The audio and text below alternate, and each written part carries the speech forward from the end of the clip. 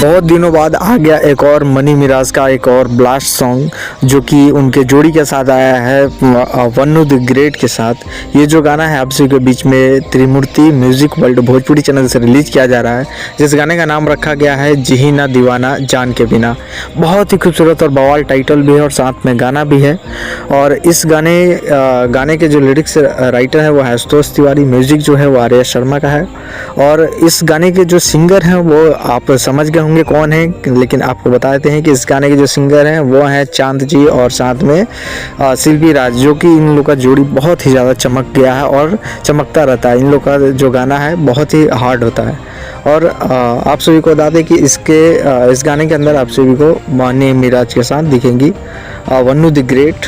और इस गाने को आप सभी के बीच में त्रिमूर्ति म्यूजिक वर्ल्ड भोजपुरी चैनल से रिलीज किया जा रहा है। अभी टीजर रिलीज किया गया है, कल सुबह 7 बजे आप सभी के बीच में फुल सॉन्ग रिलीज किया जाएगा। तो आप इस गाना को जरूर देखिएगा और ढेर सारा प्यार दीजिएगा। अगर आप टीजर नहीं देखे हैं तो जाकर टीजर देख सकते हैं। तब तक के लिए इतना है, मिलते हैं किसी और नए अपडेट साथ। इसके लिए बाय, जय हिंद, जय भोजपुरी।